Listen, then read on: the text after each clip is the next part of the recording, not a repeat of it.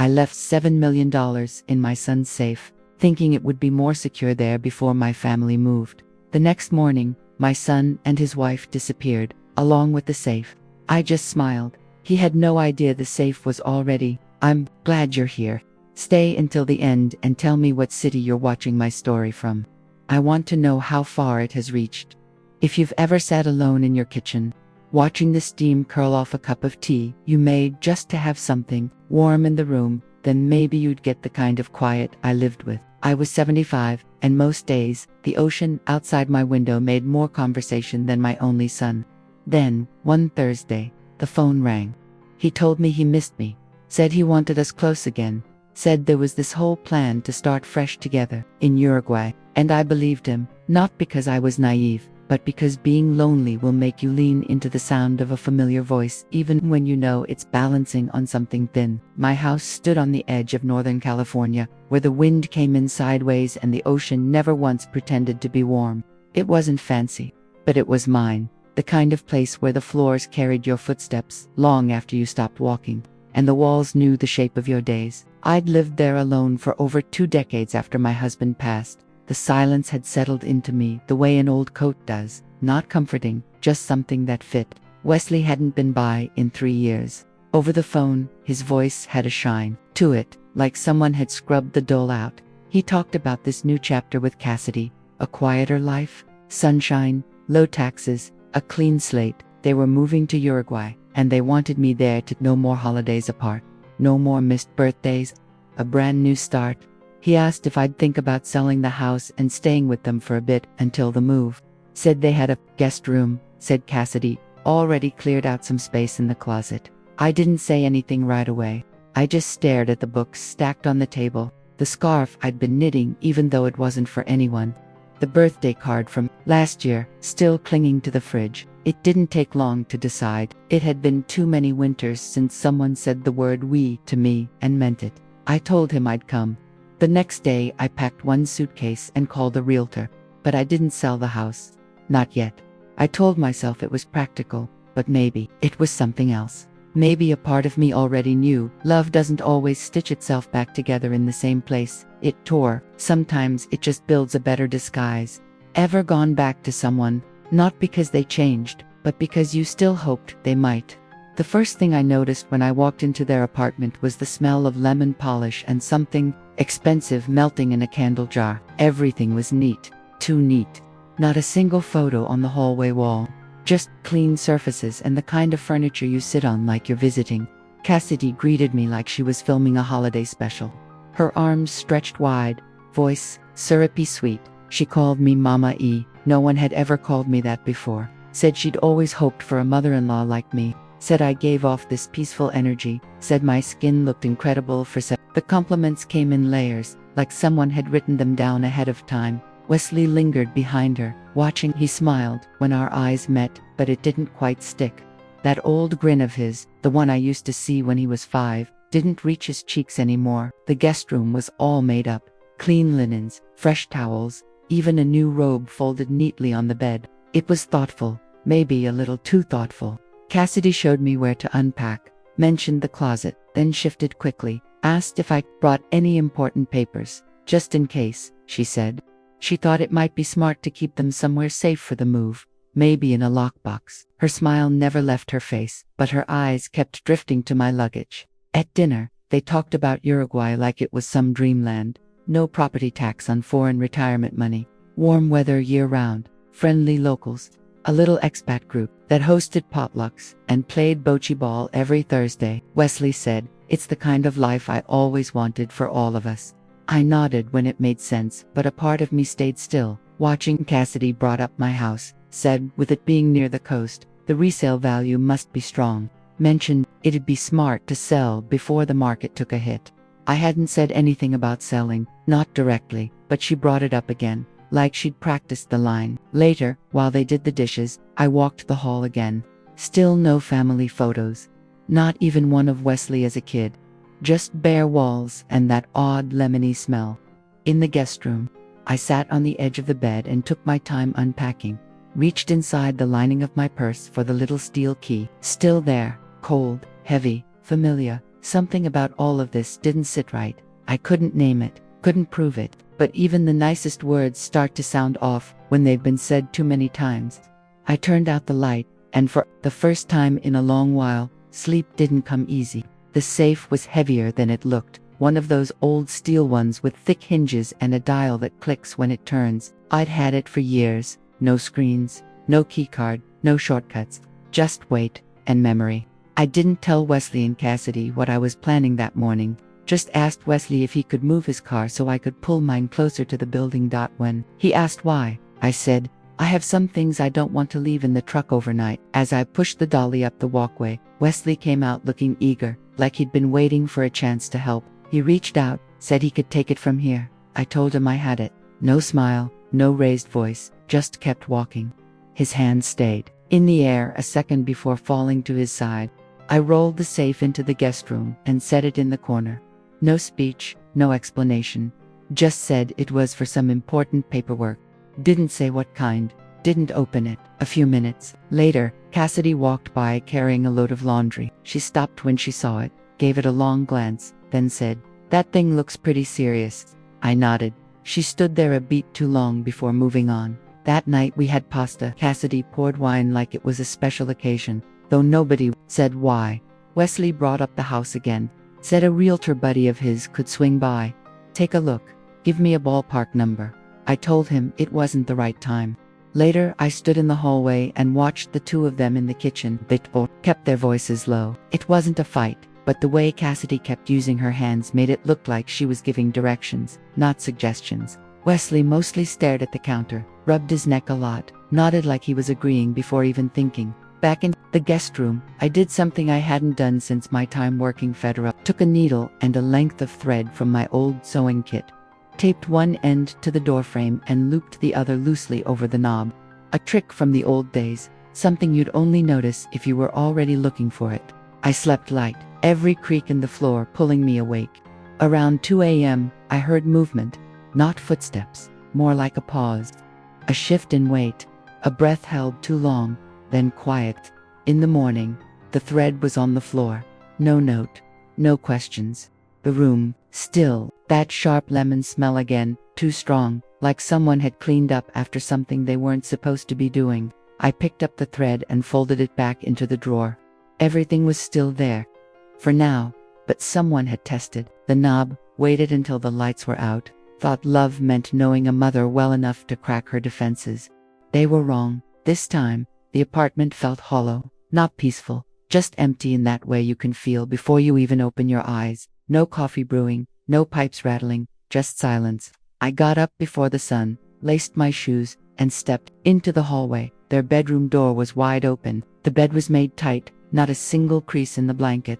No shoes lined up by the edge like they used to be. The corner where the suitcase usually sat was empty. In the kitchen, 2 mugs rested on the counter, one with a faint lipstick mark, the other still full of cold coffee no one touched. A spoon lay beside a balled-up napkin, damp with the ghost of a coffee ring. I looked down. The small rug near the door was gone. I opened the closet. The winter coats, every last one, had vanished. Wesley's backpack, always hanging behind the front door like a fixture, wasn't there anymore. I stepped into the guest room. The safe used to sit in the corner. Now, nothing but a faint square imprint in the carpet where it had once been. No note left on the nightstand. No text on my phone. But when I walked back to the kitchen table, I saw it. One piece of folded paper, pinned under a smooth river stone, like the kind you pick up at a gift shop on the way out. It said, "Don't be upset. You'll understand one day. We're doing what's best for all of us." No name, nothing else. I dropped into the chair. It didn't creak like mine back home. The wood was new, too finished, too perfect. The kind of furniture you buy from a website because it looks nice in photos but doesn't mean a thing. But my hands stayed still. I didn't cry, not yet. I checked the bathroom toothbrush holder. Empty, drawers half open and picked over. Only my stuff left. No spare razor, no trace of Cassidy's perfume. Even the vitamins had been cleared out. In the hallway, I noticed the dust line on the floor where Wesley's guitar case always leaned. I'd never even heard him play it since I moved in. I walked to the window, pulled the curtain to the side. Their car was gone. Not stolen, not taken, just ... gone. It had all been arranged, not an escape, a quiet erasing. They'd waited until nightfall, waited for me to fall asleep. Waited until I stopped watching for the signs. Until I let the silence convince me everything was fine. I picked up the note again, folded it neatly, twice, slipped it into my coat pocket. Not because I planned to keep it, just because the truth was heavy and I needed to carry it for a little while longer before I put it down. The room felt wider now, not because the place was empty, but because I finally saw what had never really been there. And it wasn't just about the safe. I got back to the coast before noon. No calls, no texts, nothing but the road stretching ahead like a question I already knew the answer to. The house looked exactly how I left it. Curtains still looped back.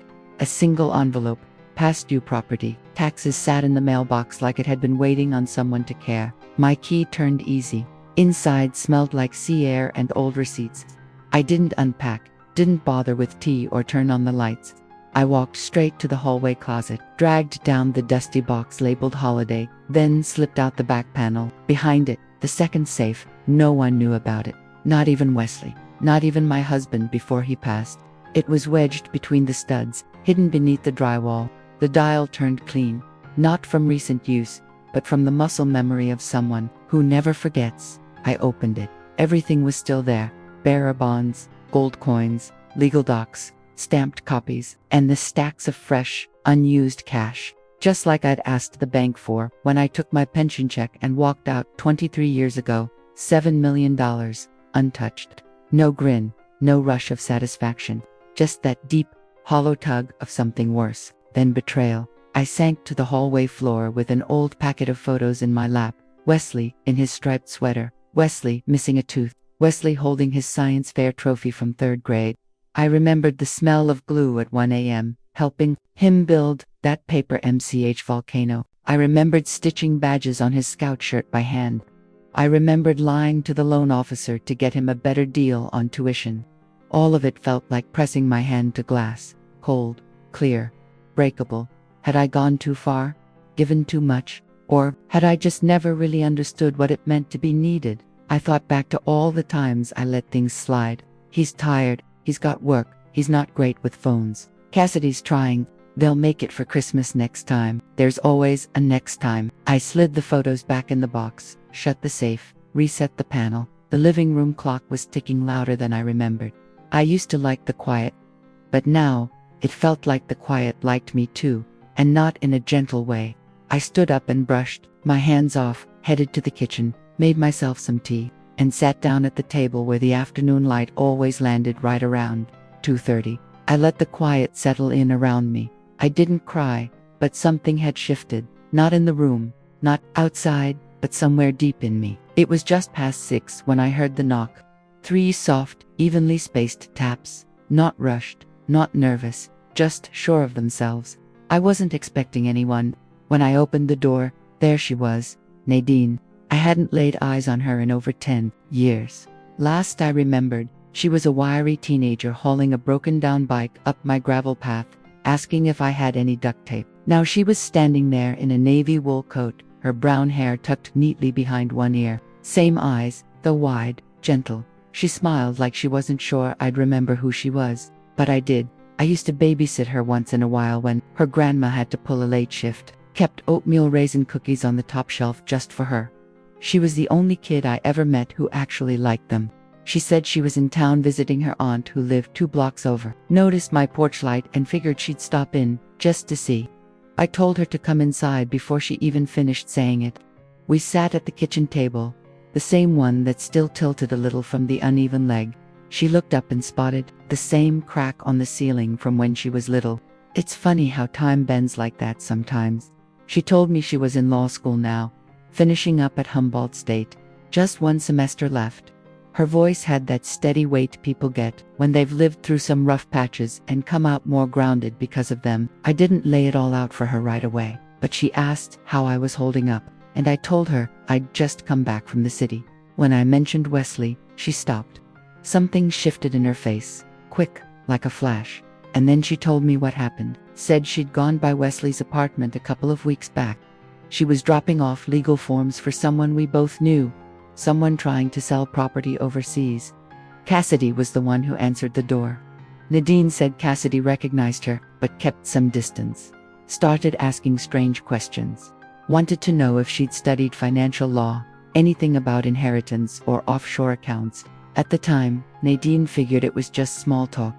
Then Cassidy brought up my name. Asked, which bank does she use? Has she ever mentioned moving out of the country? Said she was working on something for Mama E, trying to get everything sorted. It sounded odd, but not dangerous, until Nadine heard I'd come back into town. All of a sudden, she asked me, why? I didn't answer, just looked at her. That's when she reached across the table and laid her hand gently over mine. It wasn't about getting answers or stirring anything up, just staying in touch, simple and steady, honest. I didn't even realize how much I'd missed that until it was right in front of me. She said she always remembered how calm it felt being in this kitchen. How one time, I handed her a pair of socks from my drawer because hers were soaked. I told her, real care shows up in those quiet gestures. I looked at her, and for a second, I saw what I'd always wished I could find in Wesley. Someone who knew how to be there, not for gain, not for show, but just because it mattered. And for the first time since walking out of that cold, silent apartment, something inside me settled. The next morning, I made 2 cups of coffee and passed one to Nadine.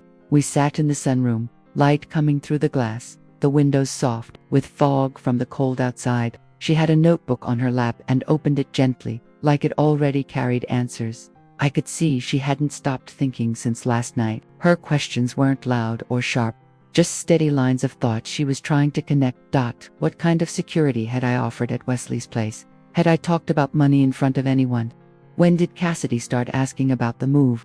I answered everything I could, slow and clear. As I spoke, I watched her expression change, not with surprise, but with this kind of alert focus, like something that had been blurry was finally starting to come into view. She leaned in a little, her voice low but steady, and said, I want to help figure this out. Not as a law student, not with any title attached, just as someone who's seen what people are capable of when they think you've got nobody left to back you up. That hit different. After that, we started piecing it all together, step by step. Every loose thread laid out on the table. It turned out Wesley had been checking property listings in Uruguay for well over a year. Nadine pulled them from his email, bookmarked, time-stamped, archived, like he'd been studying his exit plan in slow motion. Some of those links traced back to offshore accounts, cleanly hidden, while others pointed to shell companies. Ones connected to names Cassidy had mentioned in passing, like she was testing how much I already knew. She'd joined 2 separate webinars about how to move large amounts of money without triggering any red flags under U.S. reporting laws. One of the featured speakers, her cousin, a guy who ran some slick online channel, focused on overseas asset protection, and those documents she kept pushing across the table at me. She wasn't asking for help.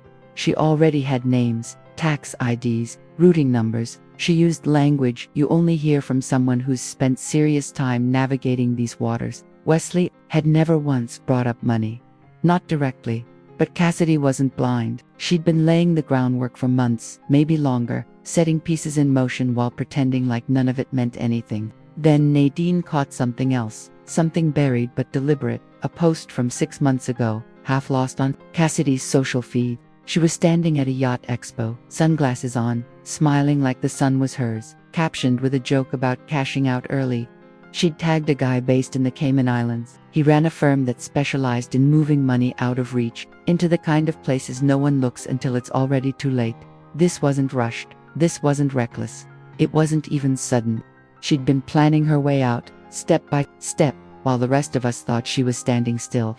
They'd been laying the groundwork all along. This wasn't some spur-of-the-moment betrayal. It had a structure, a flow, like everyone had rehearsed their role. Wesley was out front, the soft one, the easy one. He knew how to smooth me over without even trying. He could sit down beside me, call me mama like it still meant something, and ask for help like there was no shame in it, like he'd never even learned what shame was. He was the one who could pull me in. But Cassidy was the push behind it all. The real force. She stayed off to the side, played quiet, stayed clean, but she was running the game. I'd worked long enough in audit enforcement to spot her type before they even opened their mouths. Polished.com. Always watching. They never took what someone held close. Just the pieces people stopped guarding, Left out, left open, left vulnerable. I leaned back in my chair, breathing slow, letting my eyes drag across the living room. The quilt I made when I was 30, with hands that still felt sure of things. The painting my husband found on a dusty wall in some old shop in New Mexico, said it reminded him of a place he'd seen in a dream. The row of frames on the mantel, all of them lined up in order, like nothing had shifted in years. None of it was touchable now.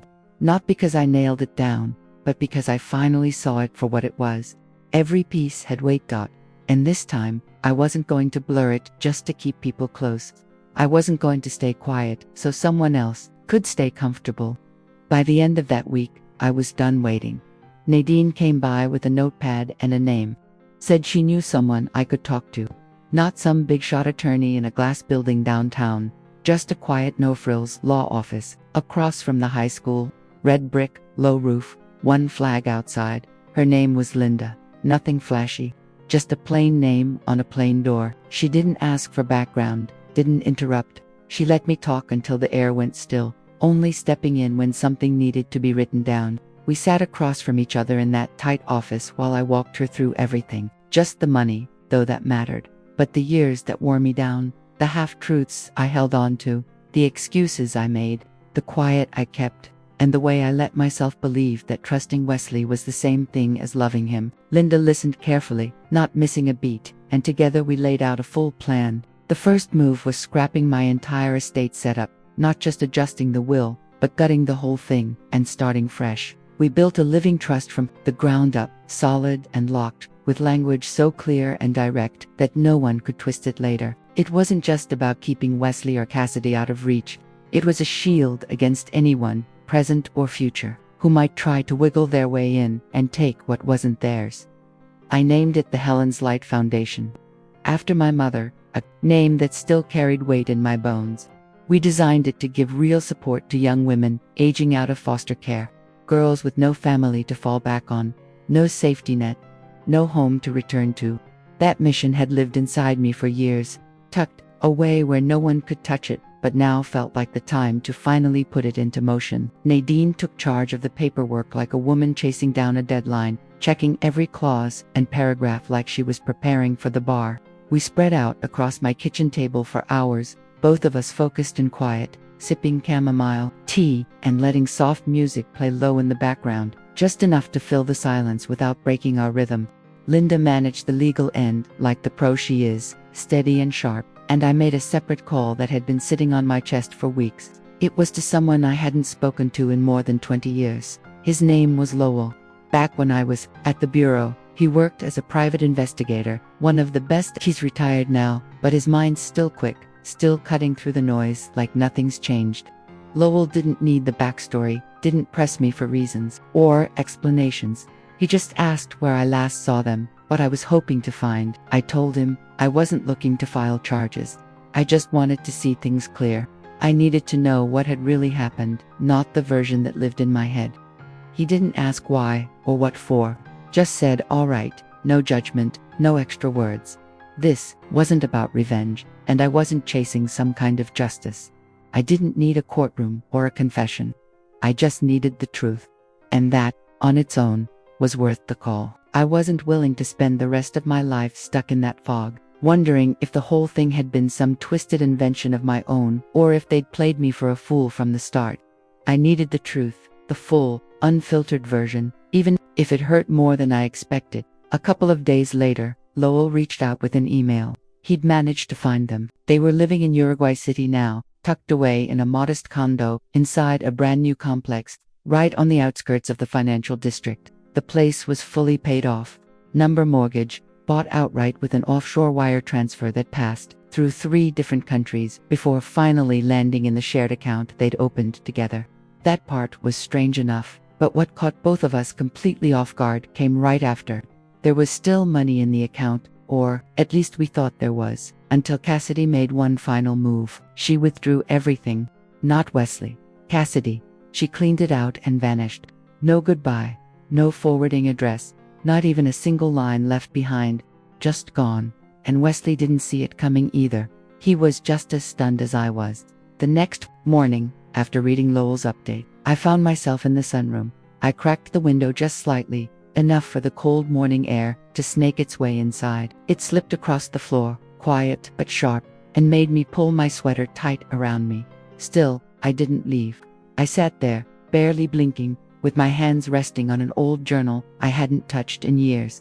The cover was brown leather, soft and worn around the edges from spending most of its life buried in the back of a drawer no one ever opened. It was the one I'd started the week Wesley was born. I never used it regularly, not daily, not even close. Just when something sat too heavy on my chest, when I couldn't carry it alone anymore. I opened to the first few pages. The handwriting was tighter, younger, but the voice, it was still mine. One of the earliest entries was from the day I brought him home from the hospital. I'd written about how his little fingers curled around mine and how he wouldn't fall asleep unless I hummed the same lullaby every night, no matter how tired I was. I kept flipping through the years. Notes from school mornings, sick days, the night he came home heartbroken for the first time. So many memories came back to life in those words. Moments I didn't even realize I'd forgotten. Then, I hit a stretch where the entries just stopped. Page after page left blank. Life had gotten too busy. Wesley moved out, chasing his own future. Then my husband died, and grief soaked through everything, dulling the days. Somewhere in that mess, I stopped writing, I stopped trying. Until last month. The last entry was from 3 weeks back. I wrote it after walking into the apartment and finding it completely empty. Just 2 lines. They're gone. But I'm still here. I shut the journal and set it down beside me on the table. The knock came a little after noon. Not Elisa this time, but Franklin, my old friend from the DA's office, long since retired. He said he'd heard from Lowell and just wanted to check in. We sat at the kitchen table with coffee, the kind of quiet visit you don't realize you've needed until it's already happening. He offered to help, said he still had pull if I wanted it. I told him, no, I wasn't looking to take anyone to court. I didn't want Wesley dragged through a trial, or Cassidy found and backed into a corner. What I needed, I said, was space, not to run away, just room to breathe and put something back together without having to brace myself every time I turned a doorknob. Franklin nodded like he got it. Before he stood to leave, he asked me something I hadn't let myself think about in a long time. He said, "What do you want to do now? Not a year from now, not when you're better, right now." That night I went into my closet and pulled down a box from the top shelf.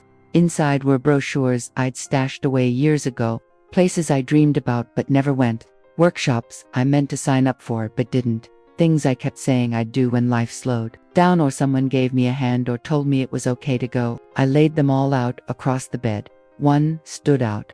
A weekend retreat in the mountains. Writing and walking. No screens, no phones.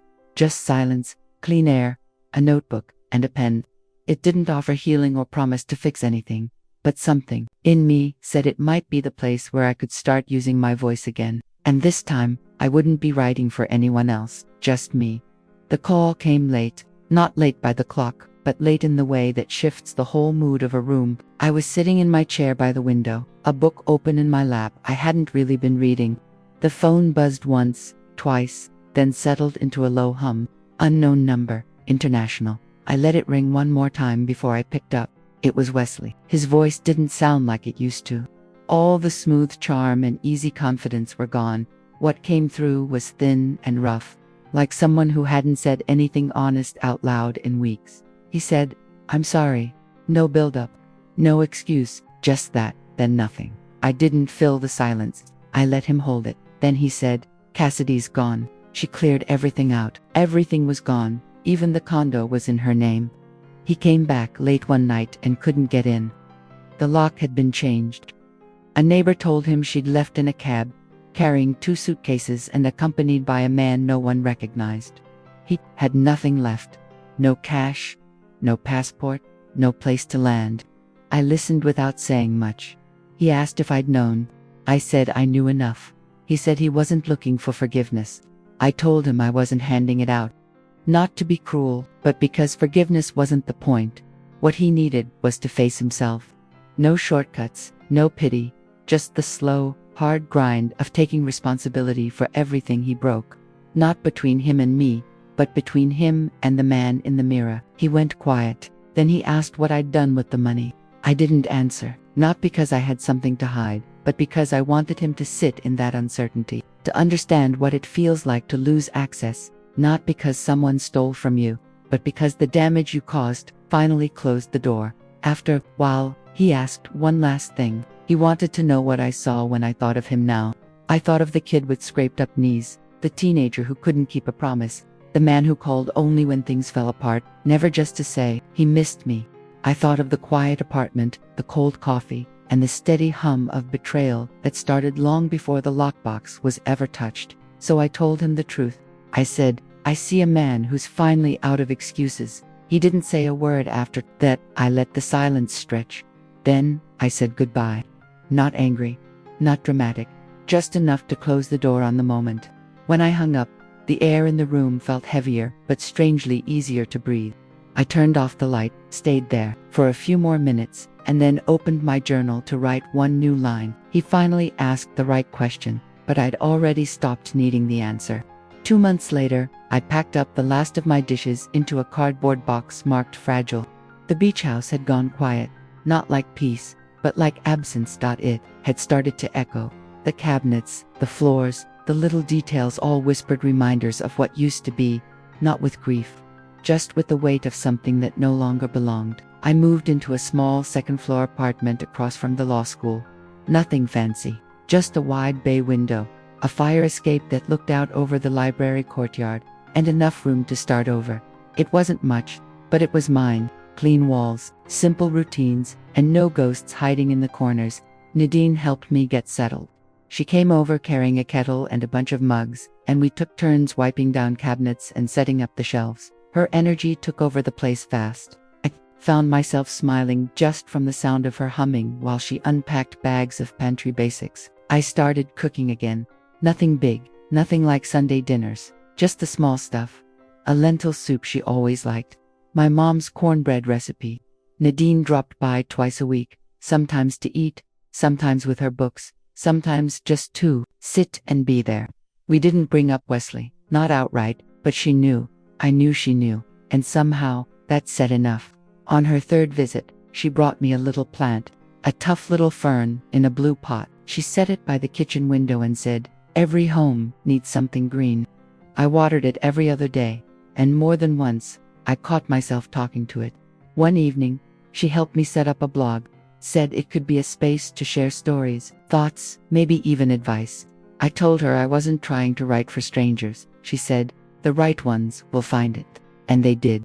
It started simple, short posts about getting older, the weight of quiet, the shape of boundaries. I'd never really learned how to hold a boundary till recently. Then came pieces of memory, just a paragraph here, a short reflection there. I called it Helen's Light, named after the trust I'd set up, a resting place for quiet stories. To my surprise, people actually read it. Not in the hundreds, not in the thousands, but enough. A teacher from Montana left a comment. A retired nurse in Vermont sent a message, said the words mirrored things they'd carried inside for years but never managed to say out loud. I didn't post daily, wasn't chasing clicks, but every time I hit publish, I felt a little steadier, a little more here, not because I had rebuilt anything big, but because I finally stopped apologizing for needing to. The sun had already reached the edge of the window frame by the time I sat down with my tea. Spring had snuck in, no announcement. Outside, the courtyard buzzed with sneakers on pavement and voices tumbling into laughter. I stayed indoors, watching from the stillness. That morning, I had just published a new blog post. It was quiet, just a piece about stillness itself, about how easy it is to miss what's not gone. No drama, no big truths, just the slow pulse of being present. That afternoon, an email came in. The subject line came from someone who once believed she hated her mother. I almost skipped over it, but something held me back, so I opened it. It was from a young woman living in New Hampshire. She talked about the long silence between her and her mom, a fallout that happened 10 years ago and was never mended. Then she said, "Your story made me sit down and write to her." She wasn't sure she'd ever send it, but she wrote it. That alone was more than she'd done in a decade. She read it twice. I leaned back in my chair and watched the sunlight shift across the table. I thought about the different versions of myself over the past year. The one who trusted to I said, the one who questioned everything, the one who picked up the pen again, the one who stayed through it all. And I realized, None of it had been for nothing. The lockbox in my closet barely held anything now. A few papers, a ring I hadn't worn in years, and a photo of my mother with me in her lap, folded carefully at the edges. Somehow it felt right that there was room left inside, like proof that I didn't have to keep everything buried and sealed shut anymore.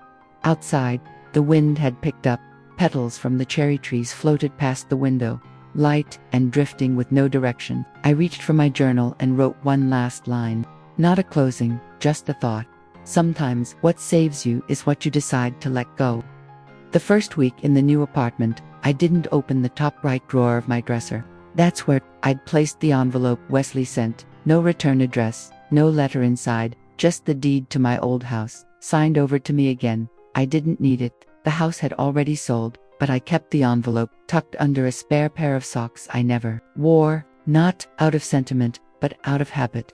Because even when you cut someone out, sometimes your fingers don't get the message. They keep reaching. My life didn't get bigger after I moved. It just got sharper.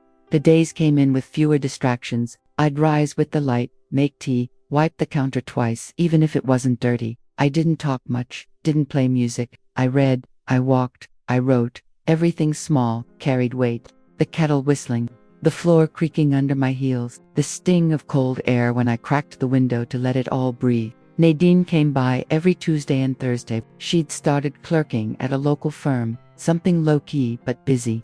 And her hands always looked dry from paper and ink. She never complained. She'd come in, hang up her coat, and ask if I wanted to talk or just sit. Some days we barely said a word. Other times we laid everything bare. What it meant to walk away from people who should have loved you better. What it felt like to be the one who stayed too long. One night she said, "You know, it's okay if you're angry." I said, "I'm tired of being angry." She nodded, not as agreement, but recognition. Like she'd seen the way anger burns down the room, but never warms it. We never spoke of Cassidy again, not directly. But once, when Nadine was reading over a case file and muttered, "Never trust someone who calls you mama before they've earned it," I didn't correct her. I just handed her a cup of tea and let it sit between us.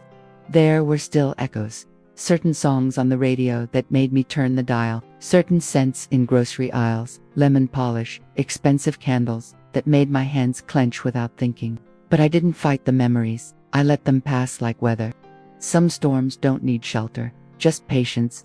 Mid-April I joined a walking group for women over 60. They met at the park near the high school, bundled in mismatched fleece and walking shoes with worn soles. The first day I showed up, a woman named Marlene slapped my shoulder like we'd known each other 20 years and said, "You look like someone who knows when to keep a secret." I said, "Depends on the secret." She laughed so loud the ducks scattered. We didn't talk about husbands or children unless someone brought them up. Mostly we talked about the path ahead, whose knee was giving out, which bench was best for watching the sunset. It wasn't therapy. It wasn't grief support. It was just movement. Feet on pavement, air in our lungs, the kind of healing you don't name because naming it would ruin it. One morning, as we rounded the lake, Marlene asked if I believed in starting over. I said, "Not starting over, but starting from where you are." "That I believe in." She nodded. "Yeah, that sounds about right." Back home, I started rearranging things, not because I needed to, but because I wanted the place to feel lived in. I moved the fern to the bathroom. I put my books on the floor instead of the shelf. I even brought out a few pictures, none of Wesley, just old friends, my mother, of me and Nadine at a diner with cracked booths and pie that tasted like forgiveness. I didn't go back to the safe, not the old one, not the second one, not even the lockbox under my bed. But I knew where everything was. The money, the documents, the power. None of it scared me anymore. None of it held me like it used to. Instead, I kept a different kind of ledger now. Notes from the blog, names of people who'd written in, fragments of their lives that sounded like mine. A woman in Kansas said my last post helped her sit on her front porch again, something she hadn't done since her husband passed. A man in Oregon said he printed one entry and kept it in his glove box, in case he ever needed to remind himself not to call his daughter just to argue. They weren't thanking me, they were bearing witness. And that felt better than praise. It felt earned. Late May, I got a call from Lowell. He said, "Thought you'd want to know. They found her, Cassidy." Panama. This time, running a consultancy. New name, new man, same game. I asked, what about Wesley? He sighed, still in Uruguay, working at a marina, lives in a shared flat above a bait shop. I asked if he was safe. Lowell said, far as I can tell, just lost. I didn't ask for more. I didn't need more. That night, I opened my journal and wrote, I didn't need him to lose. I just needed to stop losing myself trying to keep him. Outside, the wind was changing. Not sharp like the coast, but warm. Like maybe something good was coming. Not loud, not fast, but real, and real. I'd learned, is always enough to build a life on. I started spending Thursday mornings at Millie's Cafe, the kind of place where the mugs don't match. And the regulars had been sitting at the same tables since before the last election. The first time I went, the barista called me hun and forgot to charge me for the toast. I left a $5 tip and took the seat in the back corner, by the window, where the sunlight stretched long across the table. Warm and slow, like it had nowhere else to be. I brought my journal with me, but I didn't always write. Sometimes I just watched people. A man in a green jacket who always asked for the usual even though it changed every week. A woman who took her coffee black and read the obituary section, like it was scripture.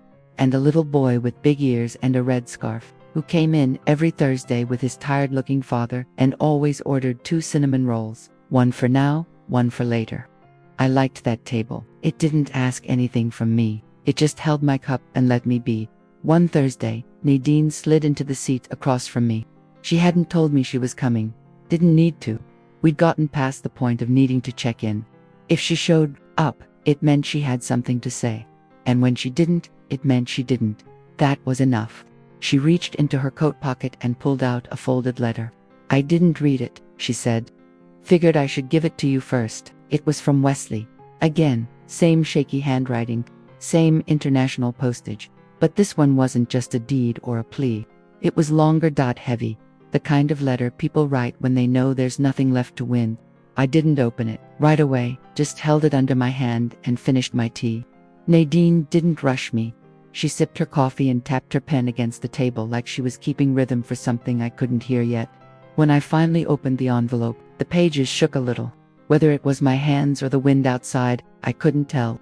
It started with his childhood. He wrote about the time he broke his arm falling out of the oak tree. How I stayed up all night in that hospital chair, humming the same song I used to sing when he had nightmares. He remembered the red thermos I packed every winter, always filled with soup, never store-bought, always hot. He remembered things I didn't know he held on to. Then came the cracks. He wrote about Cassidy, not to defend her, not to blame her, but to explain how he let her take the wheel because he didn't want to admit he'd stopped knowing where he was going. He wrote, I was tired of needing things I didn't know how to ask for, so I started taking what I thought I deserved. That line hit harder than I expected.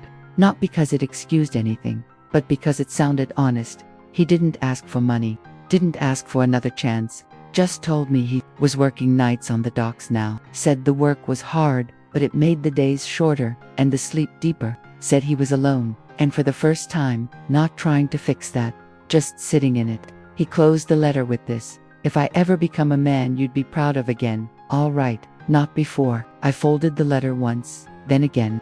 I didn't put it back in the envelope, just slipped it into my coat pocket beside my keys and the peppermint I always kept for Nadine. When I looked up, she was watching me. Not with worry, not with pity, just ready. Want to say anything? She asked. No, I said. Not today. We paid the check and walked out into the morning. The sun was already high. People moved around us. Students, old men with dogs, women in suits clutching coffee like armor. I didn't feel invisible in the crowd. I just felt steady. That afternoon, I stopped by the hardware store, bought a blue wooden table for the apartment, set it by the window, put the fern on it, the same fern Nadine gave me that I'd nearly killed twice, but kept bringing back with just enough water and quiet. I left the letter in the drawer, under the table, not because I planned to reread it, but because not everything needs to be thrown away to be left behind. The next morning, I sat there with my tea legs tucked under me, the blog open on my laptop. Title, The People We Become When No One's Watching. First line, sometimes healing doesn't look like change. Sometimes it just looks like sitting at a blue table without needing to explain why. I finished the piece, added a photo of the table bathed in early sun, and hit publish. Then I leaned back and listened to the radiator hum, the city waking outside, and for the first time in a long while, I didn't brace for the next thing. I let the quiet come. The apartment felt different that week, not because anything had changed, but because the blue table stood by the window like it had always been there. The fern, somehow still alive, leaned toward the light with a stubborn kind of grace I was beginning to understand. I didn't rearrange the furniture. I didn't make any big decisions. I just let things stay where they were and paid attention. One night, as the streetlights blinked on and the world outside got quiet, I found myself rereading some of the blog comments. There were only a few dozen, most short, some anonymous, but they held weight. One said, "I didn't think anyone else knew what it felt like to be left but not forgotten." Another wrote, "You helped me forgive myself for staying too long in a place that never saw me." That one stayed with me. I'd printed it out, folded it twice, and tucked it into the back of my journal like a prayer I didn't want to lose. Nadine had been busy. Final exams, court prep, a pro bono case that pulled her into long hours and late nights. She still checked in, but with fewer words and more silences. I never asked her to come. She showed up when it mattered. She arrived on a Friday afternoon carrying a manila folder and a loaf of banana bread, set them both on the counter like they weighed the same. Then she leaned against the sink and looked at me in that quiet way she does when something's coming. "I think you should read this," she said, nodding toward the folder. "It's not about Wesley. Not directly. It's about Cassidy." I didn't move right away. Just poured us both some tea and waited for my hands to stop shaking. Inside the folder were copies of records Lowell had passed along, passport scans, real estate filings, some photographs from airport security footage in Panama and Lisbon. Cassidy wasn't hiding. Not completely. She'd just moved on, changed names again, partnered with someone new. A man with a European last name and a background in estate structuring. They were building something. A business, a strategy, a future, without wreckage. No mention of Wesley. No trace of him in the paper trail. Just Cassidy, as smooth and unbothered as ever. Living out the life she tried to take from me, except now it was hers, and no one else had to get hurt for her to keep it. I looked at Nadine. "Why show me this?" "Because closure doesn't come from forgetting. Sometimes it comes from seeing the whole picture and choosing not to flinch." I nodded, closed the folder, took a long breath through my nose. "She never needed love," I said. "She just needed an opening. And she's not the last one who'll come looking for one," Nadine added, "but now you'll see them coming." We ate the banana bread in silence. It was dry, but neither of us said it. Some things you just let be. That weekend, I walked to the beach. Not the one from the old house. Too far, too cold in memory, but a quiet stretch near the edge of town where the sand was soft and the gulls didn't scream. I stood at the shoreline, wind catching the hem of my coat, and let the tide roll up to my toes. Didn't move back. Just let the cold find me. I didn't cry, didn't pray. I just stood there and told myself, "You survived this. You don't owe anyone the ruins." Back home, I wrote a new entry. Title, "What Comes After Quiet." First line, "Healing isn't loud. It doesn't arrive with balloons or letters in the mail. Sometimes it shows up with bare feet on cold sand and the realization that you're not waiting anymore." I published it and shut the laptop. 3 weeks later, I got an email from a teacher in Georgia who said her class had been following the blog. Young girls, mostly, seniors, a few who'd been through the foster system. She asked if I'd consider doing a video call with them, just to talk about what it means to build a life after the breaking. I said yes before I let myself overthink it. The day of the call, I wore a soft sweater and the earrings my mother gave me on her last birthday. I brushed my hair back and sat by the blue table. When the screen filled with young faces, some smiling, some guarded, all curious, I felt something shift inside me. Not pride, not fear, just a kind of quiet readiness I hadn't known I'd been waiting for. One of the girls asked, "What would you say to someone who doesn't know where to start?" I looked straight into the camera and said, "Start with the truth. Even if you're the only one who hears it." Another girl raised her hand and said she hadn't talked to her grandmother in 4 years but thought about her every day. I told her, "You don't have to fix everything at once. Just don't let silence be the last thing between you." We ended the call with a wave. Just before I clicked out, one girl whispered, "Thank you for not giving up." Afterward, I didn't cry, but I did sit very still. Sometimes you don't need a new beginning, just a clean pause. That night, Nadine texted me a photo. It was of a tiny bookstore near the law school, the kind with handwritten signs and more dust than customers. The owner was retiring. She asked if I wanted to go in with her on the lease, turn it into something soft, something steady, maybe a bookstore/writing space/community kitchen. Nothing big, just a little place where people could come and leave heavier than they arrived. With books, stories, tea, whatever they needed. I stared at the message a long time. Then I replied, "Let's do it." I didn't do it to chase healing. I did it because healing had found me sitting still and asked if I was ready to build something again. And this time, I said yes.